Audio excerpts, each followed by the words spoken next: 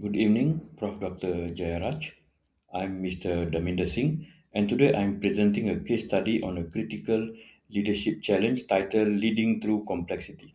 In our rapidly evolving educational landscape, leaders are no longer just managers of schools, we are navigators of completing values.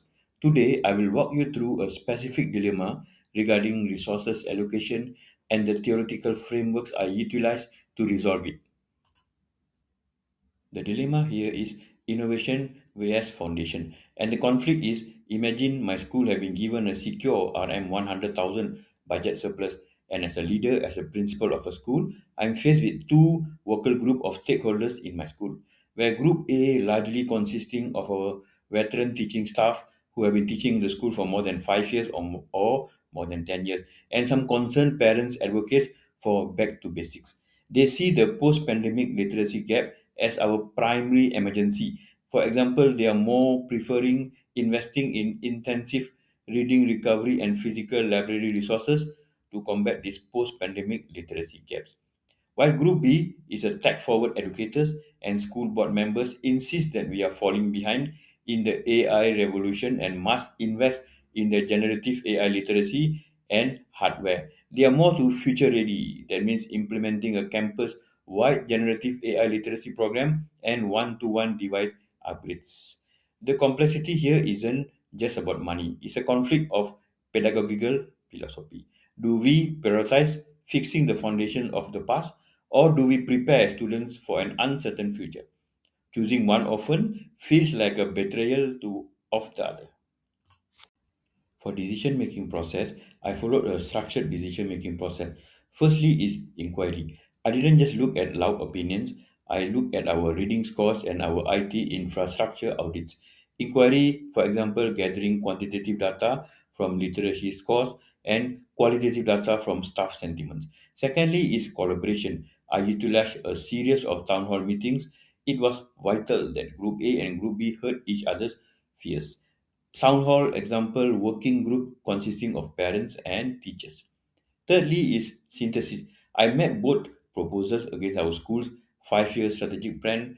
I realized that the decision makers, including me, were suffering from what researchers call false dilemma, thinking that the belief that it must be one or the other. My goal was to move toward a both and solution. For the theoretical justification, I've choose one model and three theories.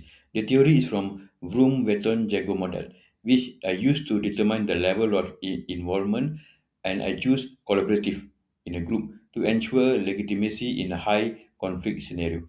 And the three theories I choose is transformation leadership, and according to Bass, a leader must provide intellectual simulation. I challenge the staff to stop seeing AI and literacy as enemies. The second theory is bounded rationality. Herbert Simon's theory reminds us that we cannot never have perfect information. I had to accept a satisfying solution, one that was good enough to meet all needs without waiting for years of perfect data.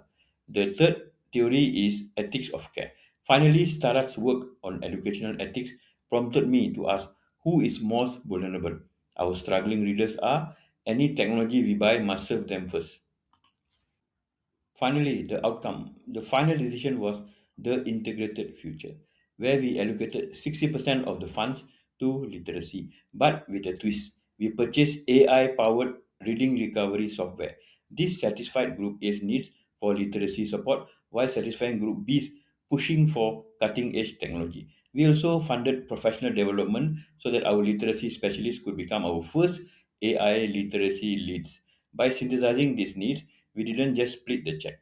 We created a more robust modern literacy program that neither group could have envisioned alone. In conclusion, leading through complexity requires more than just gut instinct. It requires vision with strategic realignment, ethics with equity in access, and theory informed practice. It also requires a commitment to collaborative process, a grounding in leadership theory, and the courage to find synthesis in the face of conflict. By applying transformational and ethical frameworks, we turn a budget dilemma into a unified vision for our school. Thank you so much for your time.